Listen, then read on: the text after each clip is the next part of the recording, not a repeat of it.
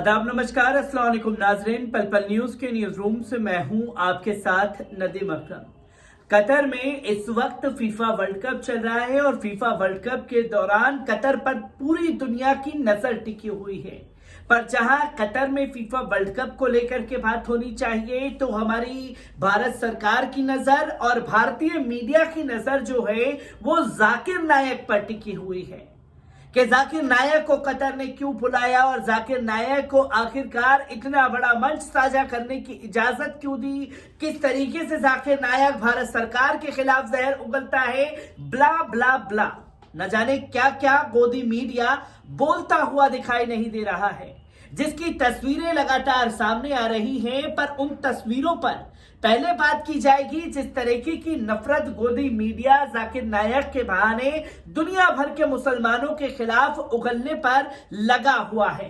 पर सबसे पहले आपको बता दें कि न्यूज 18 जाकिर नायक और कतर को लेकर के लिखता है कि भारत सरकार की सख्ती पर कतर का जवाब, फीफा वर्ल्ड कप के लिए भगोड़े जाकिर नायक को नहीं दिया था निमंत्रण।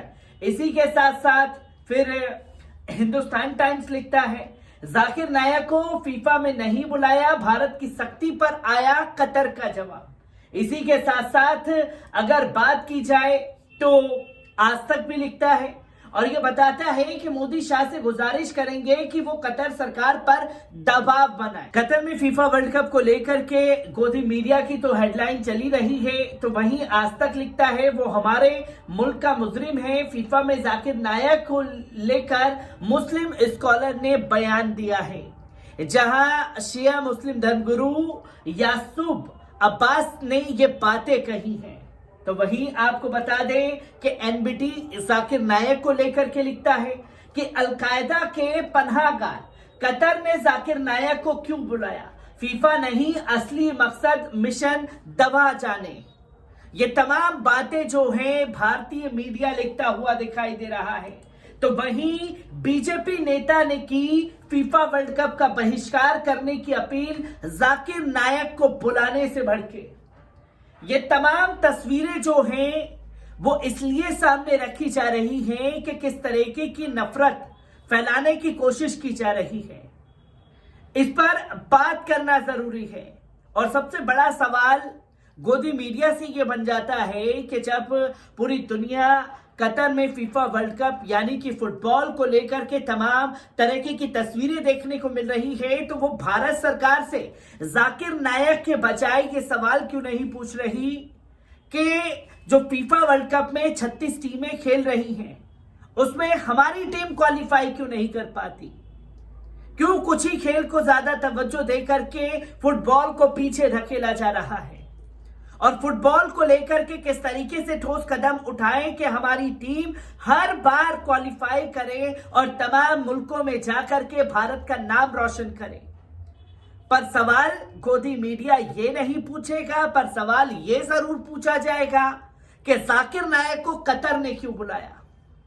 और कतर ने इस पर अपनी बयानबाजी भी करती है, जहां जाकिर नायक को लेकर के तमाम तस्वीरें फीफा वर्ल्ड कप के दौरान सामने आई तो तमाम गोदी मीडिया के एंकर बलबला उठे हैं, जो कि अलग ही तरीके की नफरत को पार कर चुके हैं, जो अपनी नफरत का इजहार लगातार करते हुए दिखाई दे रहे हैं। तो वहीं आपको बता दें कि फीफा वर्ल्ड कप के लिए जाकिर नायक को लेकर के जो कतर के ऊपर तमाम बातें कही जा रही हैं उस पर कतर ने भी अपना बयान दे दिया है। इस्लामिक उपदेशक जाकिर नायक को फीफा वर्ल्ड कप से बुलाने से कतर ने इनकार कर दिया है। खबरें आई थी कि नायक को कतर ने 20 नवंबर को दोहा में विश्व कप की शुरुआत के लिए आमंत्रित किया है। राजनयिक माध्यमों के जरिए यह भी दावा किया कि भारत और कतर के द्विपक्षीय संबंधों को खराब करने के लिए जानबूझकर झूठी खबरें फैलाई गई थी। खास बात है कि इस संबंध में भारत की ओर से भी दोहा को संदेश भेजे जाने के बाद कतर की प्रतिक्रिया सामने आई। भारत ने साफ कर दिया था कि अगर जाकिर नायक को औपचारिक रूप से वीवीआईपी बॉक्स में भव्य उद्घाटन समारोह देखने के लिए बुलाया गया है, तो उपराष्ट्रपति जगदीप धनखड़ की यात्रा को रद्द करने के लिए मजबूर होना पड़ेगा। धनखड़ 20 नवंबर को कार्यक्रम में शामिल हुए और अगले दिन लौट आए। हालांकि खबर है कि नायक फीफा स्टेडियम के आसपास कहीं नजर नहीं आए। कतर के अधिकारियों का भी कहना है कि नायक निजी यात्रा पर दोहा आ सकते हैं, लेकिन वे कहीं नजर नहीं आए। तो वहीं नायक पर मनी लॉन्ड्रिंग और भड़काऊ भाषणों के जरिए चरमपंथी को बढ़ावा देने का आरोप भारत सरकार द्वारा लगाया गया है। इसके लिए भारत को 2016 से उनकी तलाश है। मार्च 2022 में केंद्रीय गृह मंत्रालय ने नाइक की इस्लामिक रिसर्च फाउंडेशन IRF को UAPA के तहत गैर कानूनी घोषित कर दिया था। साथ ही 5 साल के लिए प्रतिबंध भी लगाया था। खबरें आई थी कि वे मलेशिया में हैं। जहां मलेशिया में जाकिर नायक हैं, तो वहीं फीफा वर्ल्ड कप में जाकिर नायक क्यों गए, क्यों उनका स्वागत हुआ, तमाम चीजों पर बहस करता हुआ हमारे गोदी मीडिया नजर आया है।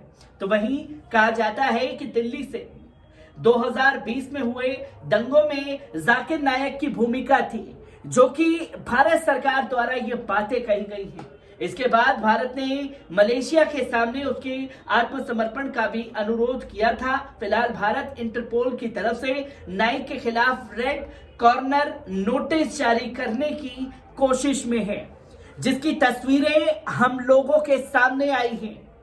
तो क्या जाकिर नायक को लेकर के गोदी मीडिया प्रकाशित नहीं कर रहा, उस तस्वीरों पर आपकी नजर डलवाई। वहीं फीफा पर जाकिर के मिशन दबाव पर साया है, जहां अलकायदा जैसे आतंकी संगठन से जाकिर नायक को जुड़ा हुआ गोदी मीडिया दिखा रहा है। क्योंकि अब जब कतर में जाकिर नायक को बुलाया जा रहा है, तो वो कतर का आंतरिक मामला है। जहां कतर किसको बुलाए किसको नहीं बुलाए, ये कतर का फैसला है। क्योंकि कतर शुरू से ही अपने फैसले को लेकर के अड़िग है। जहां इजराइल पर बैन लगाया और इजराइल को देश मानने से इनकार कर दिया, तो वही आपने देखा कि जाकिर नायक के मसले पर भी तमाम बातें कतर कहता हुआ दिखाई दिया। इससे पहले कुरान की तिलावत और इस्लाम क्या है, कतर फीफा वर्ल्ड कप के दौरान कतर ने यह समझाने की कोशिश दुनिया भर के लोगों को की है। पर अलकायदा जैसे आतंकी संगठनों को पालने वाले कतर ने अब भारत के भगोड़े उपदेशक जाकिर नायक को फुटबॉल विश्व कप में बुलाया है, जो कि चर्चा का केंद्र गोदी मीडिया में बना हुआ है। ये तमाम आरोप लगाए जा रहे हैं। किस तरीके से आरोपों को सिद्ध किया जाता है, ये तस्वीरें सामने आएंगी। पर उससे पहले मलेशिया से जाकिर नायक को यहां लाना पड़ेगा, उसके बाद तमाम तस्वीरें लोगों के सामने आएंगी। पर कतर में जाकिर नायक की झलकियां दिखने के बाद जो है गोदी मीडिया पूरी तरह बौखलाया है। मैं हर एक तस्वीर जाकिर नायक से जुड़ी फीफा वर्ल्ड कप के दौरान आप लोगों के साथ साझा करता रहूंगा। दीजिए इजाजत, शुक्रिया।